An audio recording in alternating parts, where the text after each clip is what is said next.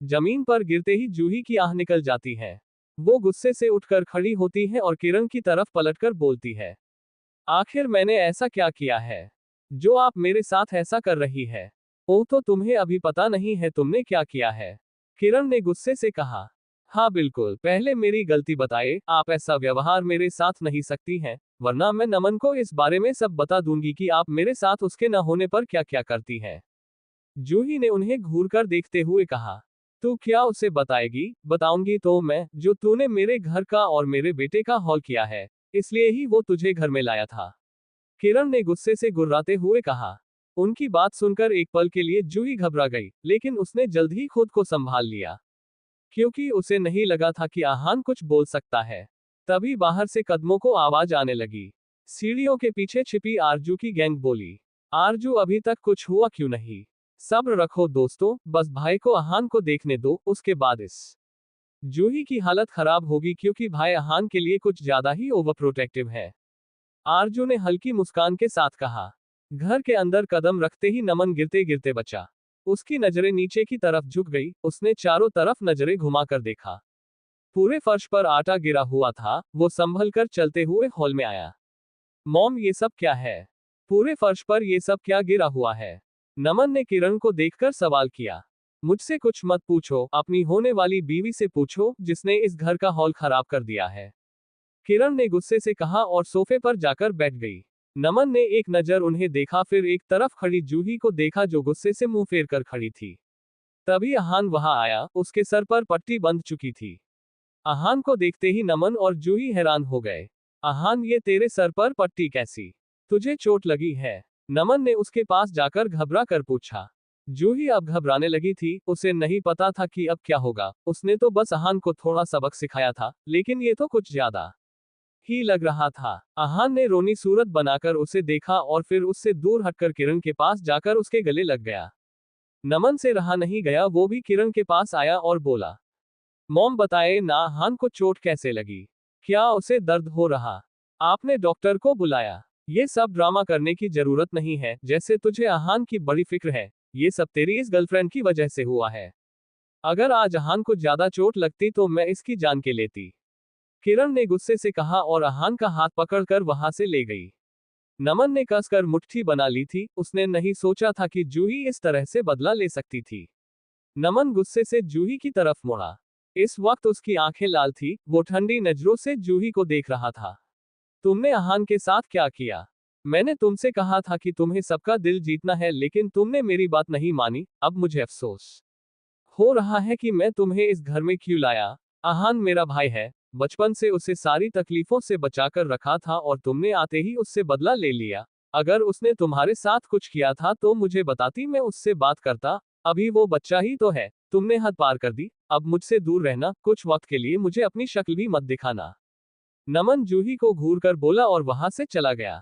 नमन, मेरी बात सुनो, जो भी हुआ वो बस एक गलतफहमी थी। जूही उसके पीछे जाते हुए कहने लगी, लेकिन नमन ने उसकी एक नहीं सुनी। अगर आधे घंटे में ये घर नहीं साफ हुआ था तो इस घर से जाने के लिए तैयार रहना। नमन ने बिना पीछे मुड़े कहा और वहां से चला।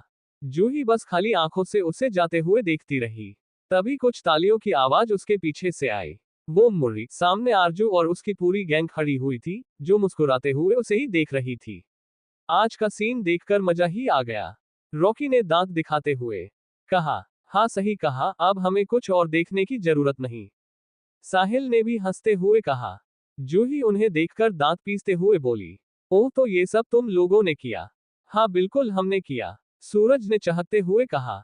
ओए कबूतर, ज्यादा खुश होने की जरूरत नहीं है, देख कैसे देख रही है वो तुझे। अगर उसने तुझे खाने का मन बना लिया था तो तुझे यहाँ बचाने के लिए विलेन भी नहीं है, रॉकी ने उसके कान में धीरे से कहा।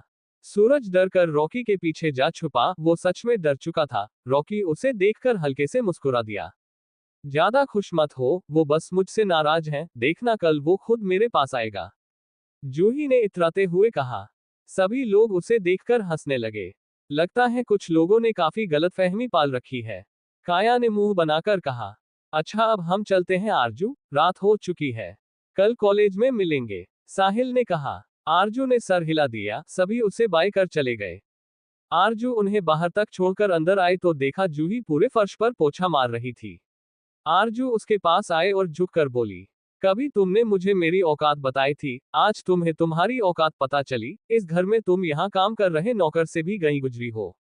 इतना कहकर आरजू वहां से चली गई। जूही ने उसे देखते हुए कहा, बहुत जल्द तुम लोगों को पता चलेगा मेरी क्या औकात है, बस सही समय आने दो। उसने बेहद नफरत से कहा। 2 दिन बीत चुके थे। आज आरजू और अहान का जन्मदिन था। शाम को एक बहुत बड़ी पार्टी रखी गई थी। सब उसकी तैयारियों में लगे हुए थे। आरजू जब से सोकर उठी थी बस फोन लेकर बैठी हुई थी कि युवान अब उसे कॉल करेगा, लेकिन उसका कोई कॉल नहीं आया। उस दिन के बाद युवान ने आरजू को कोई कॉल नहीं की। अब अहान की चोट ठीक हो चुकी थी, लेकिन उसने नमन से बात करना बंद कर दिया था, जिससे नमन को बहुत बुरा लग रहा था। ना तो किरण भी उससे बात नहीं कर रही थी। दोनों लोग नमन के बेहद करीब थे और वही लोग उससे बात नहीं कर रहे थे, जिस वजह से नमन ने भी जूही से बात करना बंद कर दिया था। वो क्या करती है क्या नहीं, अब उसने उस पर ध्यान देना भी छोड़ दिया था। जहां सभी लोग पार्टी की तैयारी में लगे हुए थे, वही जूही अपने कमरे में फोन पर किसी से बात करते हुए बोल रही थी, सारी तैयारी हो चुकी है, गुड, सब शाम को सही वक्त पर ये जान हो जाना चाहिए। इतना कहकर उसने कॉल कट किया और फोन को हाथ में घुमाते हुए कहा, बस देखते जाओ कैसे तुम्हें बर्बाद करती हूँ आरजू, तुमने मुझे कम समझकर बहुत बड़ी गलती की। मैं अपने माँ बाप जैसी नहीं हूँ, मुझे पता है कब क्या करना चाहिए। शाम का वक्त, ग्रेट ग्रैंड होटल। मेहमानों का आना शुरू हो चुका था। पूरा खन्ना परिवार हॉल में मौजूद था, सिवाय आरजू को छोड़कर। सभी अहान को विश कर रहे थे, क्योंकि उन्हें अभी भी लग रहा था कि ये पार्टी सिर्फ और सिर्फ अहान के लिए रखी गई थी। धीरे धीरे पूरा हॉल भर चुका था। आरजू के सभी दोस्त भी पार्टी में मौजूद थे। ऊपर आरजू एक रूम में बैठी हुई थी। इस वक्त उसने एक वाइट गाउन पहना हुआ था, जिसमें वो किसी प्रिंसेस से कम नहीं लग रही थी, लेकिन फिर भी उसके बर्फ जैसे सुंदर चेहरे पर उदासी छाई हुई थी, क्योंकि आरजू की युवान से बात नहीं हो पाई थी, जिस वजह से उसका सुंदर चेहरा और ज्यादा मुरझा चुका था। साथ ही आंखों में हल्की नमी आ चुकी थी। तुम कहाँ हो? उसने अपने दिल से पूछा, जो उसे बार बार याद कर रहा था। न जाने वो कहाँ है जो उसने एक बार भी उससे बात करने की कोशिश नहीं की। उस जालिम को उसकी याद भी न आई। दूर रहकर वो उसे किस तरह से तड़पा रहा था। तभी दरवाजे पर से आवाज आई। आरजू ने सर उठाकर दरवाजे की तरफ देखा। अहान इस वक्त एक व्हाइट सूट में वहां खड़ा हुआ था। उसके चेहरे पर बड़ी सी मुस्कान थी जो उसे और ज्यादा खूबसूरत बना रही थी। कहना मुश्किल था कि दोनों में सबसे ज्यादा खूबसूरत कौन लग रहा था, क्योंकि आज अहान पूरा आरजू का टक्कर का लग रहा था। आखिर दोनों भाई दिखते ही एक जैसे थे। चले, सभी हमारा इंतजार कर रहे हैं। अहान ने अपना हाथ उसकी तरफ बढ़ाकर कहा। आरजू ने एक नजर खुद को आईने में देखा। अपने उदास चेहरे पर एक मुस्कान सजाकर उसने वापस से अहान की तरफ देखा और अपना हाथ बढ़ा दिया। अहान ने उसका हाथ थाम लिया। वो उसे लेकर कमरे से बाहर निकल गया। नीचे हॉल में अचानक लाइट बंद हो गई। चारों तरफ अंधेरा हो चुका था। तभी एक स्पॉटलाइट सीढ़ियों पर सबसे ऊपर की तरफ पड़ी। सबकी नजरें उस तरफ चली गई। उन्हें अभी वहां पर कोई भी दिखाई दे रहा था। कुछ ही देर बाद ही उन्हें वहां पर कोई दिखाई दिया। अहान आगे था। उसने किसी का हाथ थाम रखा था। सबकी नजरें बेसब्री से अहान के बगल वाले इंसान को देखना चाहती थी। तभी आरजू आगे बढ़कर उसके पास खड़ी हुई। दोनों सीढ़ियों पर खड़े हुए थे। सबकी नजरें उन्हीं पर थी। आरजू का पूरा परिवार उन्हें देखकर खुश था। उसके दोस्त भी मुस्कुराकर उन्हें देख रहे थे।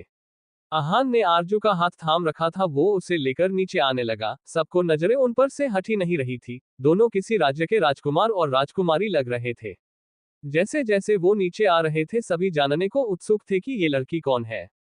उसी भीड़ में खन्ना परिवार के साथ सहगल परिवार भी खड़ा हुआ था। साहिल आज उनके साथ ही आया हुआ था। वो लोग भी आरजू को देखकर हैरान थे। उन्होंने मन ही मन उसकी तारीफ की। उनके नीचे आते ही चारों तरफ उजाला हो गया। अहान आरजू को लेकर स्टेज पर आया। नमन स्टेज पर आया। उसने आरजू और अहान को गले लगाकर एक साथ बर्थडे विश किया और माफी मांगी। दोनों ने उसे मुस्कुराकर माफ कर दिया। आखिर वो उनका भाई था। कब तक नाराज रहते उससे। नमन ने माइक संभाला और अपने चेहरे पर बड़ी सी मुस्कान लिए उसने सभी को देखकर कहा, हेलो एवरीवन, पहले तो आप सभी के यहाँ आने का शुक्रिया करना चाहता हूँ। आप सब खड़े क्यों है, बैठ जाए। हॉल बहुत बड़ा था। सभी के बैठने का इंतजाम भी था। नमन के कहते ही सभी अपनी सीट पर बैठ गए।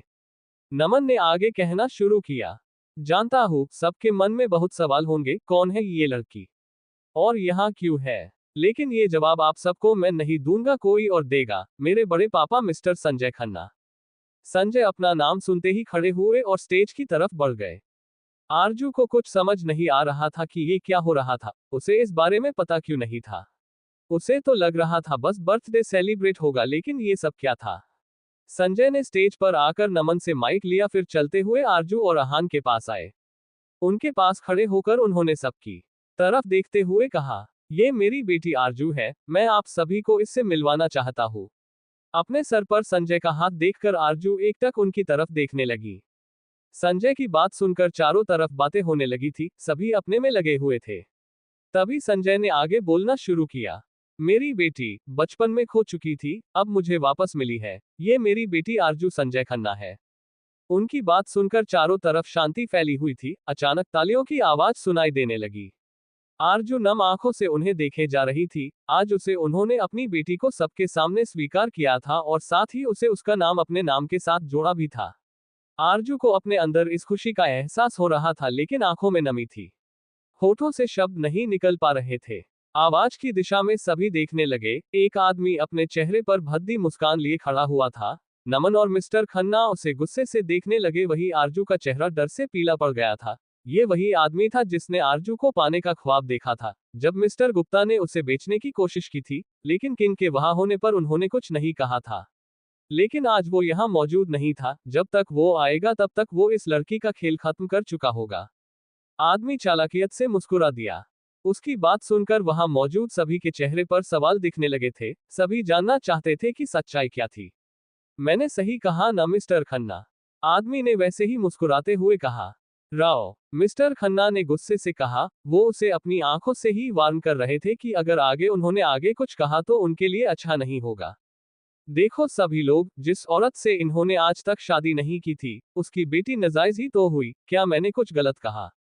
राव ने थोड़ा उदासी के साथ कहा। क्या मतलब है आपका राव साहब? एक आदमी ने भीड़ के बीच में से बोला। मतलब ये कि मिस्टर खन्ना के साथ खड़ी लड़की इनकी नाजायज बेटी है, और वो अभी तक गुप्ता परिवार की बेटी थी। इसका तो यही मतलब हुआ ना कि मिस्टर खन्ना के साथ उस औरत के नाजायज संबंध थे, तभी तो ये इनकी बेटी थी। 18 साल तक गुप्ता परिवार ने इस लड़की को पाला और अब इसे खन्ना परिवार अपना रहा। राव ने थोड़ा गुस्से से कहा। बस राव, तुम हद से ज्यादा बोल रहे हो, मिस्टर खन्ना ने गुस्से से चीखते हुए कहा। अभी तो मैंने कुछ कहा ही नहीं है खन्ना साहब, अभी तो सच सुनना बाकी आपको। चलो मान लिया उस वक्त आप जवान थे, हो जाती है जवानी में सबसे गलतियां। अरे भाई, हमसे भी हुई थी, राव ने हंसते हुए कहा। उनकी बातें सुनकर सभी आपस में खुसुर पुसुर करने लगे थे। एक तरफ कोने में छुपी हुई जूही ने हंसते हुए कहा, ये तो शुरुआत है, अभी देखो आगे आगे क्या होता। नमन ने गुस्से से आगे बढ़कर राव का कॉलर पकड़ लिया था। अपनी हद मत पार करो, वरना मैं तुझे कहीं का नहीं छोड़ूंगा, चुपचाप निकल ले यहां से, नमन ने धमकी देते हुए कहा। राव ने अपना कॉलर छुड़ाया और बोला, आज मैं तुम लोगों की असलियत सबको बता रहूंगा, किसी से डरता नहीं हूं मैं। अरे, जिसे तुम अपनी बेटी बनाना चाहते हो पता भी है वो कैसी लड़की है? अरे, इसे तो इसके बाप ने ही बेच दिया था अमीर लड़के को, उसके साथ रातें गुजार कर अब ये वापस तुम लोगों के पास आए हैं। न जाने इसके कितने ही नाजायज संबंध होंगे, जैसी माँ वैसी बेटी। तभी राव के गाल पर थप्पड़ पड़ा। उनका सर एक तरफ झुक गया। उन्होंने सर उठाकर देखा तो मिस्टर खन्ना गुस्से से खड़े कांप रहे थे। एक बाप कैसे बर्दाश्त कर लेता अपनी बेटी के खिलाफ इतने गंदे शब्द।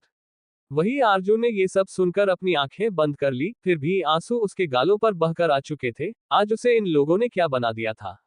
तुमने मुझे इस बेकार लड़की के लिए मुझे मारा। अरे, ये कैसी है तुम लोग नहीं जानते, राव ने गुस्से से तिलमिलाकर कहा। भीड़ के बीच में बैठे मिस्टर सहगल ने कहा, युवान ऐसी लड़की से शादी करना चाहता था क्या? ये हमारी बदनामी करवाना चाहता था। अच्छा हुआ वो यहाँ नहीं है, चलो यहाँ से बहुत तमाशा हो गया। मिस्टर सहगल ये सब देखकर परेशान हो चुके थे। वो नहीं चाहते थे कि अब उनके परिवार की बदनामी हो। साहिल और मिसेज सहगल से कुछ बोलते नहीं बना। उन्हें समझ ही नहीं आ रहा था कि ये क्या हो रहा था। तुम्हें बताने की जरूरत नहीं है कि मेरी बेटी कैसी है, मुझे उस पर पूरा भरोसा है, इसलिए झूठा इल्जाम लगाना बंद करो उस पर, किरण ने वहां आकर कहा। राव मुस्कुराया और बोला, अच्छा है, परिवार ऐसा ही होना चाहिए, लेकिन मेरे पास जो सबूत है न उसे देखकर तुम लोग इस लड़की को यहाँ से बाहर फेंक दोगे। सब उसकी तरफ ही देख रहे थे। आरजू को मन ही मन बहुत ज्यादा घबराहट हो रही थी। वही आहान आगे बढ़ा और राव को धक्का देकर जमीन पर गिरा दिया, साथ ही उसे मारने लगा। साले तेरी हिम्मत कैसे हुई, मेरी दी की इंसल्ट करेगा, वो मेरी बहन है, मुझे किसी भी सबूत की जरूरत नहीं है, मुझे उस पर खुद से भी ज्यादा भरोसा है। नमन ने जल्दी से आगे बढ़कर आहान को राव से अलग किया। राव के चेहरे का नक्शा बिगड़ चुका था, उसके होठों से खून आने लगा था। अब मैं तुम लोगों को नहीं छोड़ूंगा, ये बात मैं मीडिया तक पहुंचाऊंगा, तब देखता हूं तुम लोग क्या करते हो। राव ने गुस्से से खड़े होकर कहा। सबूत की बात कर रहा था ना तू, सबूत दिखा, मिस्टर खन्ना ने कहा। राव भद्दी हंसी हंसा फिर बोला, देखा तुझे भी मेरी बात पर भरोसा है ना, ठीक, अब मैं तुझे सबूत दिखाता हूँ, तब इस लड़की की सारी सच्चाई सबके सामने आ जाएगी। कैसी सच्चाई? अचानक भीड़ में से किसी की ठंडी आवाज सुनाई दी। आवाज सुनकर सभी लोगों ने पीछे मुड़कर देखा। युवान इंट्रेस पर खड़ा हुआ था। आज उसने पूरा ब्लैक पहना हुआ था, चेहरे पर कोई भाव नहीं था, आंखें बेहद ठंडी, उसकी नजरें सीधे राव पर थी। राव को अचानक ठंड का एहसास होने लगा। अभी तक जो लोग वहां मौजूद थे और आपस में आरजू के बारे में न जाने क्या क्या बात कर रहे थे, युवान को देखते ही शांत पड़ चुके थे। आज युवान युवान नहीं था, किंग था, उसके चारों तरफ बॉडीगार्ड्स थे। युवान ने अपना कदम बढ़ाया, जैसे जैसे वो हॉल के अंदर आ रहा था वैसे वैसे वहां पर ठंड बढ़ती जा रही थी, पूरे हॉल में सन्नाटा छा गया था। युवान सीधे चलते हुए स्टेज पर आया, वो सीधा जाकर आरजू के सामने खड़ा हो गया। उसकी ठंडी नजरें इस वक्त आरजू के ऊपर थी, जिसका सर झुका हुआ था। उसने युवान की तरफ नजरें उठाकर भी नहीं देखा था। युवान ने आरजू की चिन पर उंगली रखकर उसका चेहरा ऊपर उठाया। आरजू की आंखें बंद थी, चेहरे पर आंसुओं के निशान थे। लिटिल रैबिट, युवान ने प्यार से कहा। आरजू ने आंखें खोली और युवान को देखा। उसे देखते ही वो 2 कदम पीछे हो गई। ये देखकर युवान की आंखें सिकुड़ गई। उसने तुरंत आरजू की कमर को पकड़कर उसे अपने करीब कर लिया और ठंडी आवाज में कहा, मुझसे दूर जाने की तुम्हारी हिम्मत कैसे हुई, अब सजा के लिए तैयार रहना। युवान के सीने से लग आरजू को बहुत सेफ महसूस हुआ। तुमने आने में इतनी देर क्यों कर दी युवान? आरजू युवान के सीने से लगी हुई थी। युवान प्यार से उसके गाल सहला रहा था। चारों तरफ शांति फैली हुई थी। दोनों अभी भी स्टेज पर एक दूसरे की बाहों में थे। उन्हें देखकर किसी से कुछ कहते नहीं बन रहा था। सबसे ज्यादा हैरान राव था। उस लड़की ने नहीं कहा था कि अब किंग और इसका कोई संबंध नहीं था। मैं इस लड़की के साथ कुछ भी कर सकता हूँ, क्या उसने मुझे फंसाने के लिए झूठ बोला? राव ने खुद से ही सवाल किया। अब वो ये सोच सोचकर घबरा रहा था कि उसने न जाने क्या क्या कहा।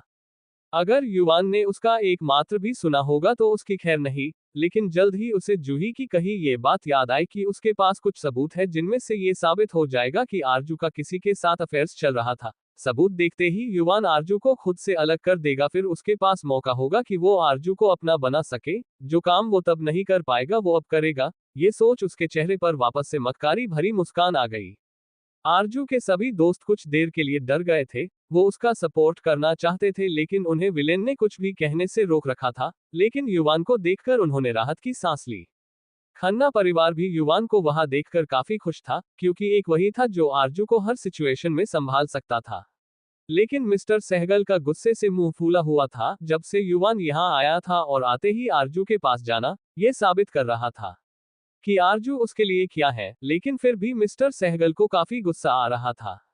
वही साहिल और मिसेज सहगल काफी खुश थे युवान के यहाँ आने पर। युवान ने आरजू का चेहरा ऊपर उठाया और उसके आंसू साफ करते हुए प्यार से कहा, सब ठीक है, मैं हूं ना। आरजू ने सर हिला दिया, लेकिन तुम्हारी सजा बाद में तुम्हें मिलेगी, युवान ने ठंडी आवाज में कहा। आरजू ने उसकी बात सुनकर मुंह बना लिया। हर वक्त हिटलर बने रहते हैं, उसने मन ही मन सोचा।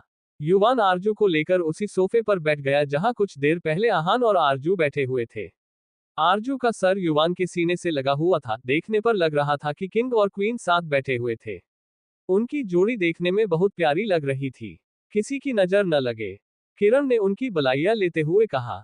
उनकी हरकत पर नमन जो उनके पास ही खड़ा हुआ था मुस्कुरा दिया। आहान थोड़ा उदास था। जूही जो ये सब छुप कर देख रही थी, युवान को वहां देखकर उसका दिल डर से तेजी धड़कने लगा, क्योंकि उसके वहां होने का उसने सोचा ही नहीं था। उसने जो अब तक देखा वो समझ चुकी थी कि उसका आज का प्लान भी फेल हो जाएगा। इस वक्त उसे खुद की जान बचानी थी। उसे राव से कोई मतलब नहीं था। अगर वो मरता है तो मर जाए, उसे उसकी कोई फिक्र नहीं थी। वो चुपचाप वहां से निकल गई। तो चलिए सभा शुरू की जाती है, ये कहते हुए युवान की आवाज बेहद सर्द थी। एक तरफ खन्ना परिवार खड़ा हुआ था, सामने राव खड़ा था, बाकी सब पीछे बैठे हुए थे। युवान के शब्द सुनते ही किसी के मुंह से आवाज तक नहीं निकली। युवान ने सबको अपनी सर्द नजरों से देखा, फिर उसकी नजर सीधा राव पर जाकर रुकी। जब से वो मुंबई एयरपोर्ट पर उतरा था, इस होटल तक सारे रास्ते युवान वहां की सारी बातें सुनते हुए आया था। राव को देखकर उसके शब्द ताजा हो गए थे। जो उसने आरजू को बोले थे, वही राव युवान को खुद की तरफ देखता पाकर डर से घबरा गया। अंदर ही अंदर उसका शरीर कांपने लगा, लेकिन उसने बाहर से ये एहसास भी होने नहीं दिया। राव, आज का तुम्हारा प्रदर्शन काफी अच्छा था, मैं इससे बेहद खुश हूँ। तुम्हें तोहफे के तौर पर क्यों ना तुम्हारी जुबान काट कर तुम्हें दे दी जाए, युवान ने बड़े ही बेपरवाह तरीके से कहा। उसकी बात सुनकर राव ने घबरा कर अपने मुंह पर हाथ रख लिया। सारे दरवाजे बंद कर दो, कोई भी यहाँ से बाहर नहीं जाना चाहिए, नहीं कोई अंदर आना चाहिए। आज का फैसला किन करेगा, युवान ने चारों तरफ देखते हुए अपनी ठंडी और खौफनाक आवाज में कहा। हाँ तो तुम कुछ बोल रहे थे, किसी की सच्चाई सामने लानी थी, युवान ने अपनी उसी ठंडी आवाज में बोला। राव से कुछ कहते नहीं बना, उसे समझ नहीं आ रहा था कि वो क्या और कैसे कहे। बोलो, इस बार युवान की आवाज गुस्से में भरी थी। हा वो माँ मैं बोल रहा था कि राव युवान के डर से हकलाने लगा था, उसकी आवाज बाहर ही नहीं आ पा रही थी। श्याम, युवान ने आवाज दी। श्याम तुरंत युवान के सामने आया। जरा इन्हें बताओ, ये तो अपनी बात ही भूल गए, इनके सवालों के जवाब दिए जाए, युवान ने राव को घूरते हुए कहा। आज युवान का अंदाज देखकर सभी घबरा रहे थे, यहां तक कि खन्ना परिवार खुद। ये युवान को क्या हो गया, मिस्टर सहगल ने खुद से सवाल किया, लेकिन जल्द ही उन्हें जवाब भी मिल गया। उनका बेटा कोई आम आदमी नहीं था, वो शैतान था, उसका ये रूप कभी कभी ही बाहर आता था। कुछ ही देर हुए थे वहां पर, तभी कुछ आवाजें आने लगी। आवाज सुनकर सभी के नजरें साइड पर लगी स्क्रीन पर गई। ये शायद किसी की शादी का वीडियो था। अभी किसी का चेहरा नहीं दिखाई दे रहा था, लेकिन जल्द ही उस पर किसी का चेहरा दिखाई देने लगा। संजय और अवनी, सभी ने उन्हें पहचान लिया था। वहां पर मौजूद सभी लोग मिस्टर खन्ना की शादी को वीडियो देखकर काफी हैरान थे। ये राव तो बोल रहा था कि उनकी शादी नहीं हुई थी, फिर ये क्या है। वहां पर लोगों की आवाजें आ रही थी। राव सारी आवाजें सुनकर घबरा गया। उसे खुद इस वीडियो का सच नहीं पता था, लेकिन अब उसके सामने युवान था, वो उसके किसी भी सबूत पर सवाल ही नहीं उठा सकता था। मिस्टर खन्ना हैरान नजरों से कभी वीडियो देखते तो कभी युवान को।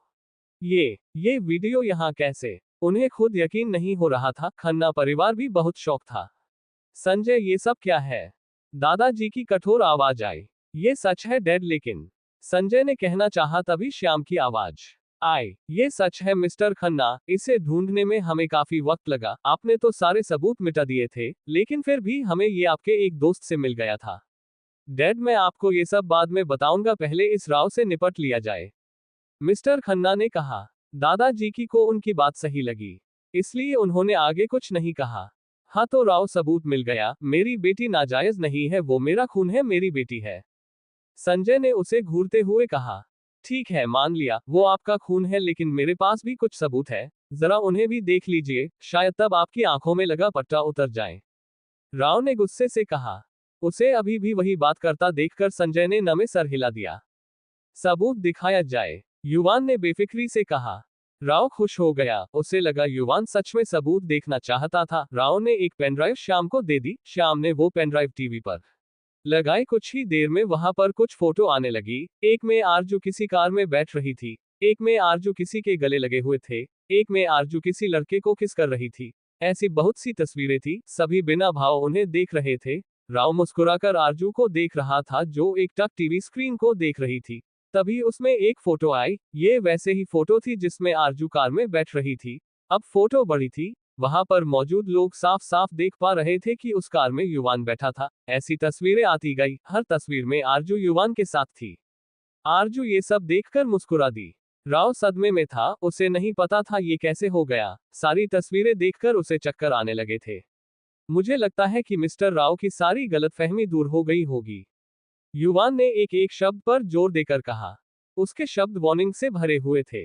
अगर सजा कम चाहते हो तो यही रुक जाओ, वरना मौत के लिए तरसोगे, श्याम ने राव के कान में धीरे से मगर उसे डराने धमकाने वाले लहजे में कहा। राव अभी भी सदमे में था, उसे समझ नहीं आ रहा था कि ये क्या और कैसे हो गया था।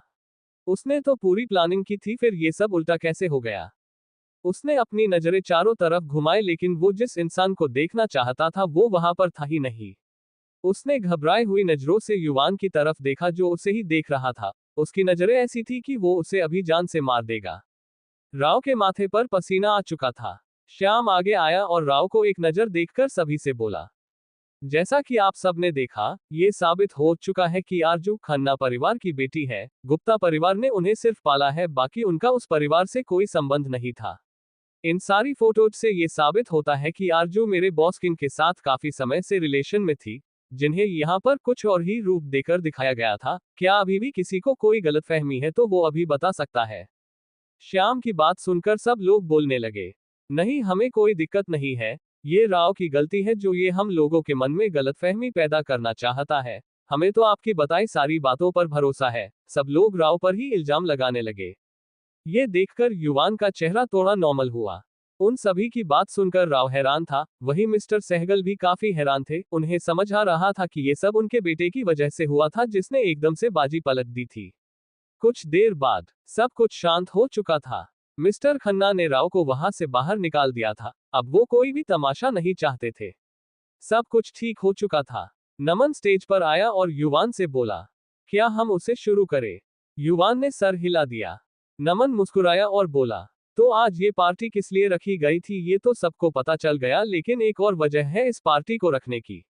सभी कंफ्यूज होकर उसे देखने लगे। आरजू को भी समझ नहीं आ रहा था कि अब क्या हो सकता था। नमन मुस्कुराया और बोला, आज मेरी बहन आरजू और किंग की एंगेजमेंट है। उसके बोलते ही वहां तालियों की आवाज का शोर होने लगा। अब किसी को आरजू से कोई दिक्कत नहीं थी, क्योंकि उसका नाम किंग के साथ जुड़ा हुआ था। सभी खुश थे। आरजू हैरान नजरों से युवान की तरफ देखने लगी। युवान ने अपना हाथ उठाया और आरजू के गाल सहलाते हुए बोला, क्या हुआ? ये पसंद नहीं आया? मैं तुम्हें अपने ऊपर हक दे रहा हूँ, क्या तुम खुश नहीं हो? आरजू से कुछ बोलते नहीं बना। पहले उसे डर था अगर युवान ने उसे कभी बीच में छोड़ दिया तो, उससे दूर हो गया तो, लेकिन आज वो ऑफिशियली एक दूसरे के हो जाएंगे, एक दूसरे पर उनका हक हो जाएगा। आरजू ने झट से युवान को गले लगा लिया और खुश होते हुए बोली, मैं बहुत खुश हूँ। आरजू के चेहरे पर मुस्कान देखकर युवान संतुष्ट था। तभी वहां मीरा आई। मीरा को देखकर आरजू बहुत खुश थी। दी, आपने इतनी देर क्यों कर दी आने में? आरजू ने युवान से अलग होकर मीरा से शिकायत करते हुए कहा, ऑफिस के काम से बाहर थी, अभी ही वापस आ रही हूँ, इसलिए देखो सीधे यही आ गई हूँ। मीरा ने आरजू के गाल पर हाथ रखकर कहा। आरजू ने सारी नाराजगी दूर कर मीरा को गले से लगा लिया। आरजू ने मीरा को सभी से मिलवाया। सभी उससे मिलकर खुश हुए, सिवाय एक को छोड़कर, वो था नमन। वो आंखें बड़ी कर मीरा को देखकर रहा था। कुछ देर बाद आरजू और युवान की सगाई हो गई। उसके बाद उन्होंने केक कट किया, जिसमें युवान पीछे हो गया था। केक सिर्फ आरजू और अहान ने कट किया। पहले एक दूसरे को खिलाया, फिर सभी को खिलाया। सारे मेहमान वहां से जा चुके थे। आरजू युवान के साथ खड़ी अपने हाथ के देखे जा रही थी, जिसमें डायमंड रिंग पहनी हुई थी। क्या ये मुझसे अच्छी है? युवान ने उसे घूर कर कहा। उसकी बात पर आरजू मुस्कुराकर नमे सर हिला दिया। युवान ने अपनी आंखें छोटी कर ली। भाभी। तभी एक आवाज आई। आवाज सुनकर सभी ने सामने देखा। साहिल अपने दोस्तों के साथ खड़ा हुआ था, उनके पीछे मिस्टर सहगल और मिसेज सहगल। आरजू ने आगे बढ़कर उन दोनों के पैर छू लिए। दोनों ने उसके सर पर हाथ रख खुश रहने का आशीर्वाद दिया। मिस्टर सहगल मिस्टर खन्ना से मिलकर वहां से चले गए। युवान ने कुछ नहीं कहा। आरजू को उसके दोस्तों ने बधाई दी, साथ ही उन्होंने खूब सारी फोटोज खींची। सारा कार्यक्रम खत्म हो गया था। सभी अपने अपने घर के लिए निकल चुके थे। देर रात खन्ना हाउस में इस वक्त सब हॉल में मौजूद थे। युवान आराम से आरजू के साथ एक सोफे पर बैठा हुआ था। वो फोन देख रहा था। उसे देखकर लग रहा था कि उसे वहां होने वाले तमाशे से कोई मतलब नहीं था। अब तुम बताओगे कि ये शादी का क्या चक्कर है? दादाजी ने काफी गुस्से में संजय को देखते हुए पूछा। डैड, बात ऐसी है कि उस वक्त जब मैंने अवनी को प्रपोज किया था तो उसे मुझ पर भरोसा नहीं था, इसलिए मैंने ये शादी कर ली। लेकिन मैंने सारे सबूत मिटा दिए थे। मुझे नहीं पता था कि ये युवान को मिल जाएगा। संजय ने अफसोस करते हुए कहा। अच्छा हुआ न ये सबूत मिल गया। आरजू पर अब कोई सवाल नहीं उठा सकता। दादी जी ने धीरे से कहा। सारी बातें सामने आ चुकी थी। सभी आपस में बातें कर रहे थे। युवान को अपने कंधे पर भारीपन महसूस हुआ। उसने नजरें घुमा कर देखा तो आरजू उसके कंधे पर सर रखकर सो चुकी थी। युवान ने आरजू गोद में उठाया और कहा, हम कमरे में जाते हैं। बिना किसी का जवाब सुने वो वहां से चला गया। उसके बाद सभी अपने अपने रूम में चले गए। किरण ने मीरा को उसका रूम दिखाया, फिर वो भी चली गई सोने। मीरा को आरजू ने वही रुकने को कहा था, इसलिए उसे रुकना पड़ा। मीरा ने अपना बैग सोफे पर रखा और बेड पर लेट गई। वो काफी थक चुकी थी। कुछ देर बीते, तभी दरवाजे पर दस्तक हुई। मीरा थोड़ा हैरान हुई, इतनी रात को कौन हो सकता है। उसे लगा शायद घर का कोई मेंबर होगा। उसने जाकर दरवाजा खोला। वो सामने वाले इंसान को देखकर कुछ कहती उससे पहले ही किसी ने उसके मुंह पर हाथ रखकर उसे अंदर धक्का देकर दरवाजा बंद कर दिया। मीरा बस हैरान नजरों से उसे देखे जा रही थी। अपने सामने खड़े शख्स को मीरा हैरानी से देख रही थी। जब उस शख्स को लगा कि मीरा शांत हो चुकी है तो उसने कहा, मैं हाथ हटा रहा हूं, प्लीज आवाज मत करना। शख्स ने अपना हाथ नीचे किया, तभी मीरा ने एक थप्पड़ उसके गाल पर मार दिया। मीरा, नमन ने धीरे से कहा, लेकिन उसके आगे की कहने की हिम्मत नहीं हुई। वो चुपचाप सर झुकाकर खड़ा हुआ था। मुझे ऑफिस में बिजी रखकर तुम यहाँ थे, मुझसे क्या कहा था कि तुम इंडिया से बाहर जा रहे हो? मीरा ने गुस्से से घूरते हुए कहा। देखो मीरा, नमन ने फिर से कुछ कहना चाहा, तभी मीरा ने उसे फिर से थप्पड़ मारा। मुझे तुम्हारी कोई बात नहीं सुननी है, अभी के अभी मेरी नजरों से दूर हो जाओ तुम, मैं मान लूंगी कि तुम यहाँ हो ही नहीं। मीरा ने गुस्से से कांपते हुए कहा। वो वापस मुड़ी और बेड की तरफ बढ़ गई। नमन ने तुरंत उसका हाथ पकड़ लिया। मीरा ने गुस्से से वापस उसे एक थप्पड़ मार दिया। नमन ने डर से अपने गाल पर हाथ रख दिया। मीरा उसे खा जाने वाली नजरों से देख रही थी। मुझे छूने की कोशिश भी मत करना, मीरा ने कहा और मुड़कर बेड की तरफ जाने लगी। तभी नमन ने जल्दी से आगे बढ़कर उसे पीछे से गले लगा लिया और उसके कंधे पर सर रख लिया। मीरा चौंक गई। वो उसकी पकड़ से बाहर निकलने की कोशिश करने लगी, लेकिन नमन ने अपनी पकड़ और कस दी। हार कर मीरा ने कोशिश करनी बंद कर दी। वो चुपचाप खड़ी हो गई। जब नमन को एहसास हुआ कि मीरा शांत हो चुकी है तो उसने धीरे से कहा, I am sorry pensive face. मुझे बिल्कुल भी अंदाजा नहीं था कि तुम आरजू को जानती होगी। तुम हमेशा से अपनी बहन की बातें करती थी, लेकिन कभी उसका नाम नहीं बताया, तो मुझे कैसे पता चलता। अपनी बात खत्म कर नमन खामोश हो गया। तुमने भी तो मुझे नहीं बताया कि तुम्हारी एक बहन है, ऊपर से तुम मुझसे झूठ बोलते रहे। जब भी मैं मिलने को बोलती तुम कहते काम है, जब मैं ऑफिस में मिलने को बोलती तुम कहते मैं बाहर जा रहा हूँ। तो बताओ क्या करूं मैं? मीरा ने निराश होकर कहा। नमन को भी बुरा लग रहा था, लेकिन इसमें वो कुछ नहीं कर सकता था। सिचुएशन ही ऐसी हो जाती थी कि दोनों को दूर रहना पड़ा था। मीरा देखो प्लीज, पहले मेरी बात ध्यान से सुन लो, फिर गुस्सा हो जाना। कम से कम मुझे अपनी बात रखने का मौका तो दो, मैं तुम्हारी सारी नाराजगी दूर कर दूंगा। नमन ने उसके कंधे पर सर रखे हुए प्यार से कहा। मीरा ने कुछ पल सोचा, फिर सर हिला दिया। नमन खुश हो गया। वो मीरा से अलग हुआ, उसे बेड पर बिठाया और खुद उसके पास बैठ गया। उसका हाथ पकड़कर उसकी आंखों में देखते हुए कहा, ये तो तुम जान गई कि आरजू मेरी बहन है, और मुझे लगता है कि तुम्हें ये भी पता होगा कि उसके साथ क्या क्या हुआ। मीरा ने हाँ में सर हिला दिया। नमन ने आगे कहा, जिस वक्त हमारे परिवार को उसके बारे में पता चला, उसके बाद सब कुछ उलझता चला गया। मैं बहुत परेशान था। उस वक्त ऑफिस में भी बहुत काम था, जिस वजह से न तो मैं घर पर ध्यान दे पा रहा था और न ही ऑफिस में। फिर मुझे तुम्हारा ख्याल आया। तुमने मेरे न होने पर भी ऑफिस अच्छे से संभाला था। फिर एक दिन युवान ने मुझे एक काम दिया, उसे करने के लिए मुझे तुमसे दूर रहना बहुत जरूरी था। मैंने सोचा था कि मैं तुम्हें बाद में सब बता दूंगा, लेकिन ये नहीं सोचा था कि तुम्हें मेरे बताने से पहले ही इस तरह से पता चलेगा। नमन ने अपनी बात खत्म कर सर झुका लिया। मीरा कुछ देर उसे देखती रही, फिर आगे बढ़कर उसे गले लगा लिया। ठीक है, माफ किया तुम्हें, लेकिन तुम्हें कल ही अपने घर वालों से हमारे बारे में बात करनी होगी। मीरा ने उसके सीने पर सर रखकर कहा। ठीक है, नमन ने कहते हुए उसे अपनी बाहों में भर लिया। अब सब ठीक हो चुका था। वो अब अपने परिवार से मीरा के बारे में बात कर सकता था। दूसरी तरफ युवान ने आरजू को बेड पर लेटा दिया था, फिर खुद भी उसके पास लेट गया। उसका चेहरा आरजू की तरफ था। वो उसे प्यार से देखने लगा, फिर आरजू का एक हाथ अपने हाथ से लेकर उसे चूम लिया और धीरे से बोला, मैं जानता हूँ आज तुमने काफी सफर किया, लेकिन ये सिर्फ आखिरी बार था। अब इसके बाद तुम्हें सिर्फ और सिर्फ मुस्कुराना है। जिनकी वजह से तुम्हारी आंखों में आंसू आए, उनको अगर खून के आंसू न रुलाए तो मेरा नाम भी युवान सहगल नहीं। कहते कहते अचानक युवान की नजरें खतरनाक हो चुकी थी। उसका ऑरा काफी भयानक लग रहा था। तभी दरवाजे पर दस्तक हुई।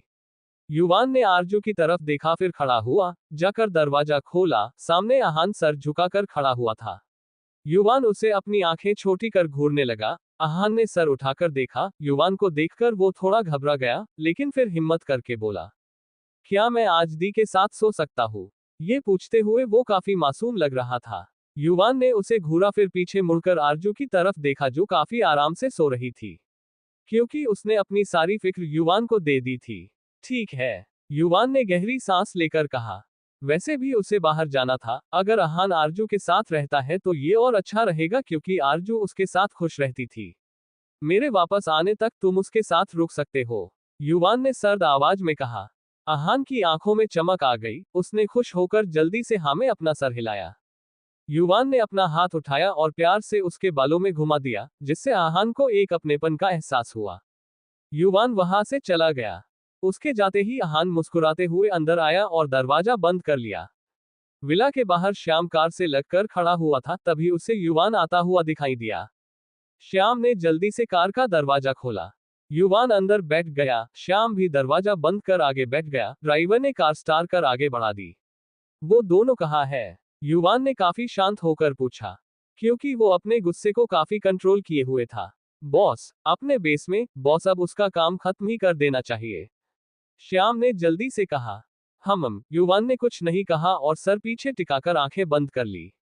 आधे घंटे बाद कार रुकी। युवान बाहर आया। वहां काफी अंधेरा था, लेकिन उससे युवान को कोई फर्क नहीं पड़ रहा था। वो उस अंधेरे में आगे बढ़ता हुआ जा रहा था। तभी एक दरवाजा आया, जिसके बाहर एक आदमी खड़ा हुआ था। युवान को देखकर उसने सर झुकाकर दरवाजा खोला। युवान अंदर गया, उसके पीछे पीछे श्याम भी। अंदर इतना अंधेर नहीं था, क्योंकि वहां हल्का हल्का उजाला था। सामने लोग कुर्सी पर बंधे हुए थे। उनकी हालत देखकर युवान को कोई फर्क नहीं पड़ा। होश में लाओ इन्हें। अंदर इतना अंधेर नहीं था, क्योंकि वहां हल्का हल्का उजाला था। सामने दो लोग कुर्सी पर बंधे हुए थे। उनकी हालत देखकर युवान को कोई फर्क नहीं पड़ा। होश में लाओ इन्हें, युवान ने अपनी ठंडी आवाज में कहा।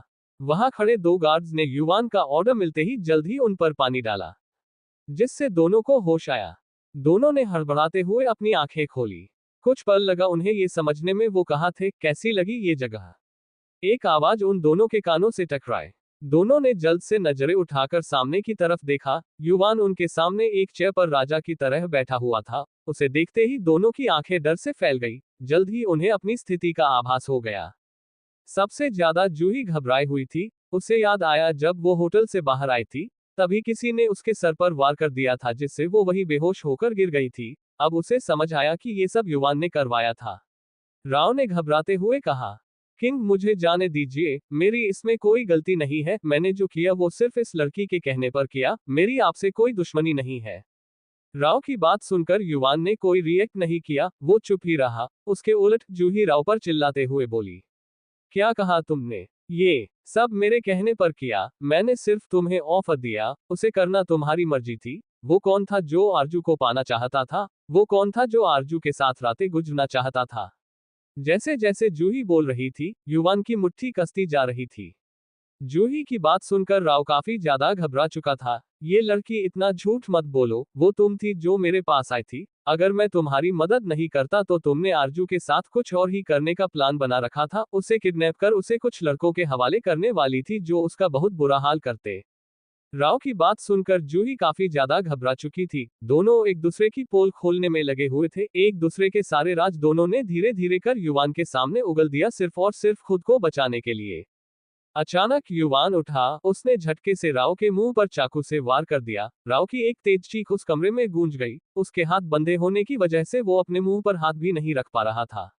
उसका मुंह खून से भर गया था। सभी की नजरें नीचे की तरफ गई, जहां पर उसकी कटी हुई जुबान थी। ये मंजर देखकर वहां खड़ा हर इंसान कांप गया। जूही की चीख निकल गई। वो बेहद ही घबरा चुकी थी। युवान अपनी ठंडी से दोनों को घूर रहा था। इस वक्त वो बेहद खतरनाक लग रहा था। श्याम खुद डरा हुआ एक साइड में खड़ा था।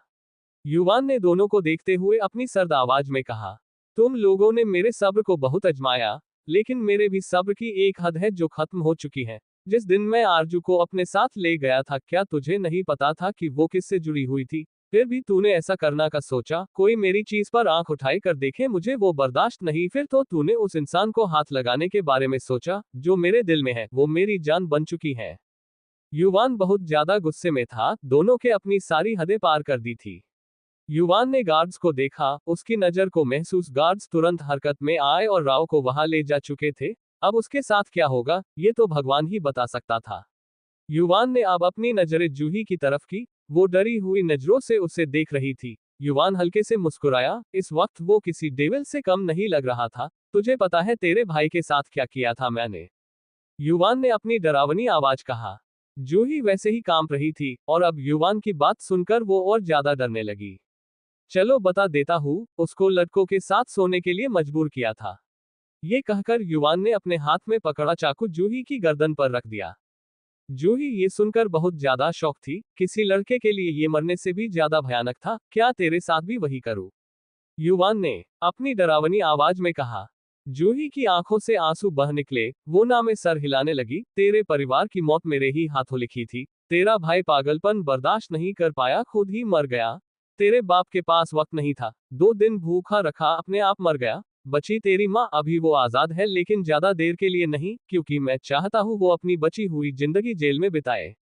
इसके हाथ खोलो, युवान चिल्लाया। श्याम ने आगे बढ़कर जल्दी से जूही के हाथ खोल दिए। युवान ने अपने हाथ में पकड़ा चाकू जमीन पर फेंक दिया।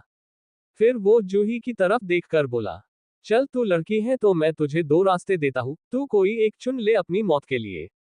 पहला ये है कि इस चाकू से तू खुद की गर्दन काट ले, दूसरा जो सजा मैं दूंगा वो उसके लिए तू मुझसे रोज मरने की भीख मांगेगी। अब तू सोच ले तुझे क्या करना है। जूही घबराते हुए कभी युवान को तो कभी चाकू को देखती। अगर इस चाकू से वो खुद को मारती है तो वो एक बार मरेगी, लेकिन अगर युवान ने कुछ किया तो वो तिल तिल मरेगी।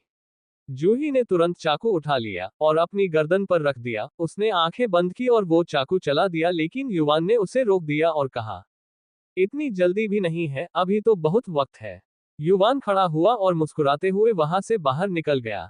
जूही असमंजस में उसे जाते हुए देखती रही। सबके जाने के बाद दरवाजा बंद हो गया, चारों तरफ अंधेरा छा गया। जूही बहुत डर गई, वो चिल्लाने लगी, प्लीज मुझे जाने दो, या तो मुझे मार दो, लेकिन यहाँ छोड़कर मत जाओ, मुझे बहुत डर लग रहा है। कोई सुन रहा है? मुझे बाहर निकालो प्लीज, मेरा दम घुट रहा है, जाने दो प्लीज।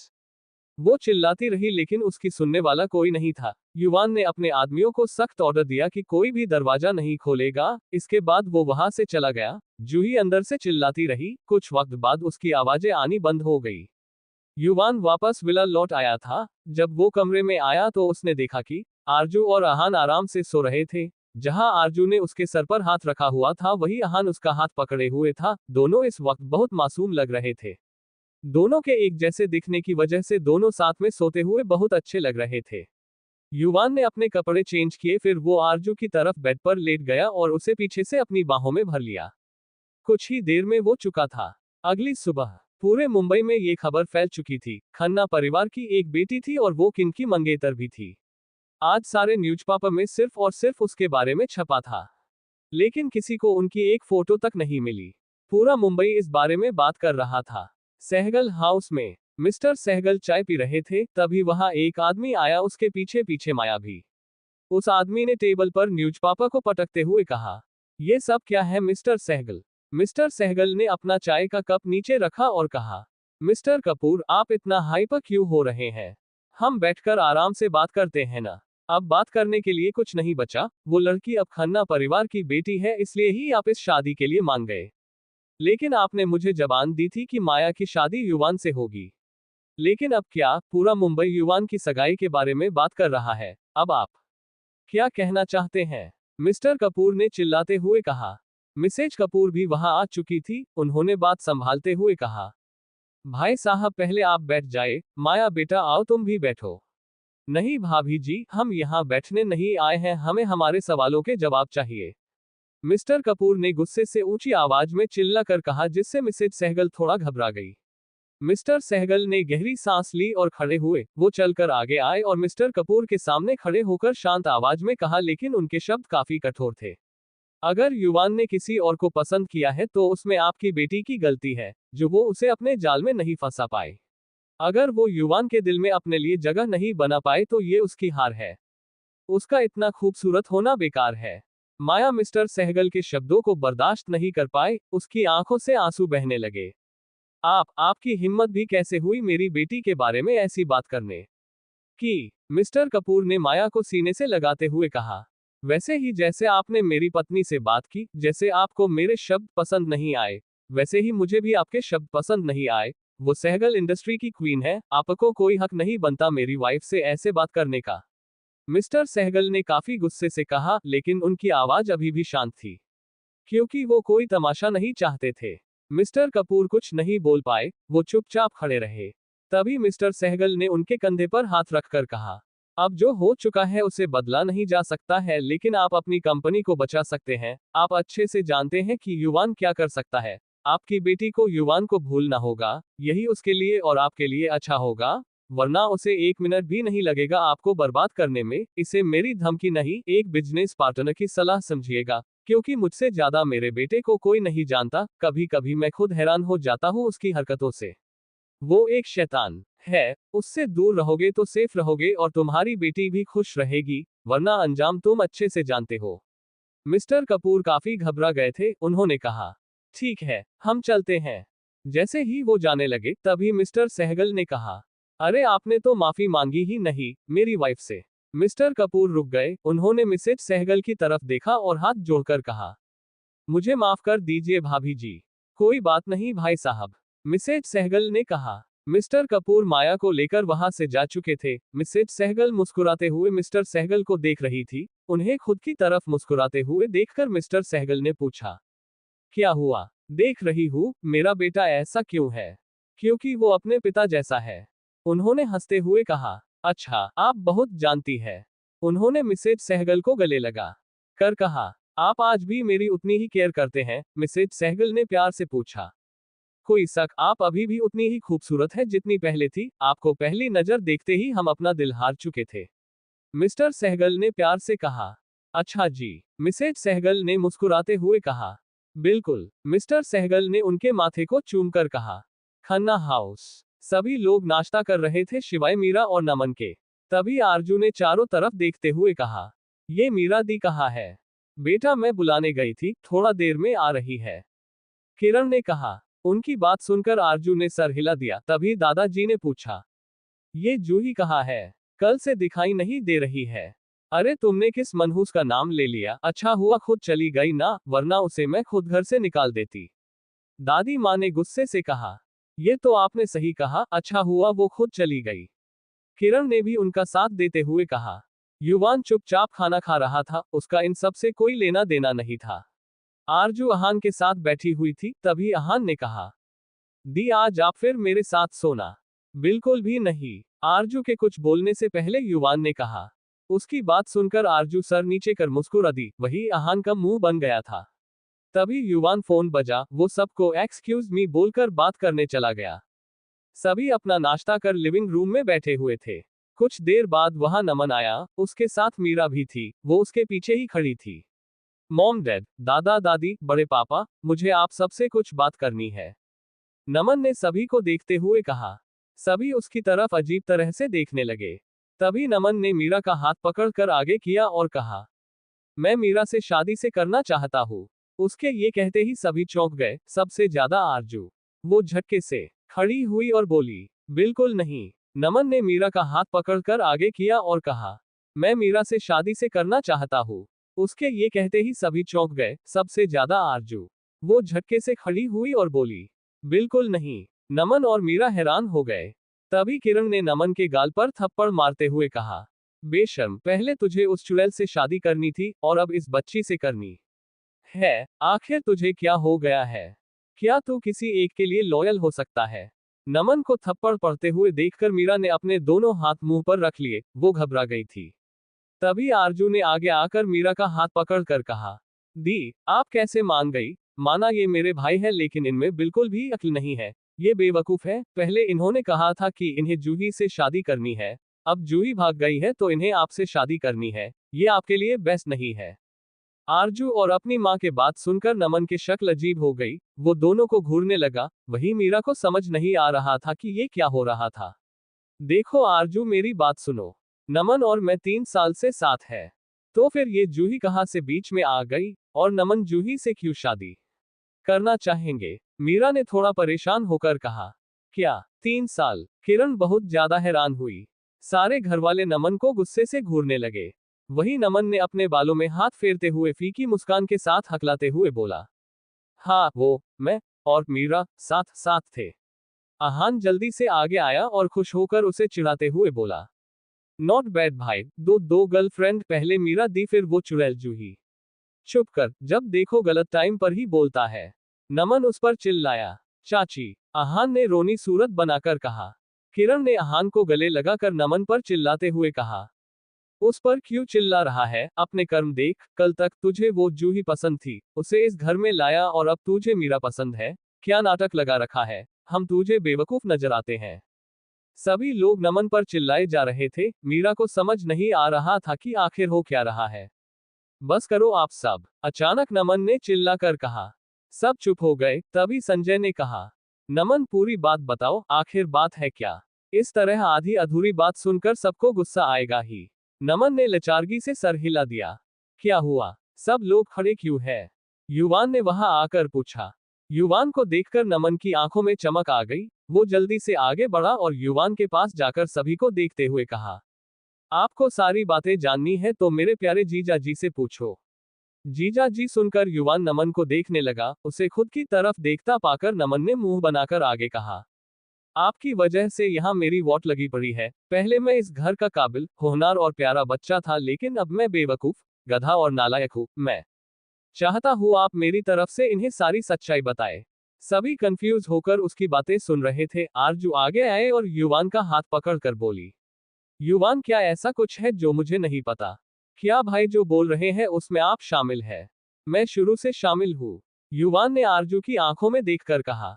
मतलब? संजय ने पूछा। बैठकर बात करते हैं। युवान ने आरजू को सोफे की तरफ ले जाते हुए कहा। कुछ देर बाद सभी सोफे पर बैठे थे। नमन मीरा के साथ बैठा हुआ था, आहान संजय के साथ और आरजू युवान के साथ बैठी हुई थी। युवान ने सभी को देखा और कहना शुरू किया, जब मुझे आरजू का खन्ना परिवार से रिश्ते के बारे में पता चला था तभी मैंने नमन को ऑफिस बुलाया और उससे कहा कि वो जूही के साथ रिलेशन में आए, लेकिन इम्पोर्टेंस ज्यादा नहीं देनी है। पहले नमन मीरा की वजह से नहीं माना, फिर मैंने उसे समझाया कि मीरा को इस बारे में पता नहीं चलेगा। उसके बाद नमन धीरे धीरे जूही से किसी न किसी बहाने मिलने लगा। वो उसकी पैसों से कुछ मदद किया करता, जिससे जूही पूरी तरह से उस पर डिपेंड हो गई। लेकिन जब मुझे पता चला कि उस गुप्ता और उसकी वाइफ की वजह से आरजू की तबीयत खराब हुई तो मुझे बहुत गुस्सा आया था। मैंने सोच लिया था कि उन लोगों को बर्बाद करके रहूंगा। उसके बाद मैंने गुप्ता को उठवा लिया। ये सब करते हुए जूही ने देख लिया था। वो समझ चुकी थी कि मेरा सामना करना है तो उसे किसी पावरफुल इंसान के साथ आना होगा। उसने नाटक किया कि उसे कुछ लोग परेशान कर रहे हैं। जब नमन ने मुझे इस बारे में बताया तो मैंने उससे कहा, जूही का हमारे सामने रहना बहुत जरूरी है। उसकी मां पर मेरे आदमी नजर रखे हुए थे। नमन उसे घर ले आया। उसके बाद आप लोगों ने जो उसके साथ किया वो सबके सामने था। लेकिन फिर भी वो अपनी हरकतों से बाज नहीं आई। अपने पिता और भाई की मौत से कुछ नहीं सीखा उसने। बर्थडे पार्टी पर सारा प्लान उसने बनाया, लेकिन मुझसे बचना इतना आसान नहीं था। उसे और राव को उठवा लिया मैंने। सब शांति से उसकी बात सुन रहे थे। दादा दादी तो सदमे में बैठे थे। आरजू ने उसकी तरफ देखकर सवाल किया, क्या हुआ दोनों का? युवान ने उसकी आंखों में देखा और कहा, मर चुके हैं दोनों। उसके ये शब्द सब पर किसी पत्थर की तरह गिरे थे। आरजू उसकी आंखों में देखे जा रही थी, जहां उसे कोई पछतावा नजर नहीं आ रहा था।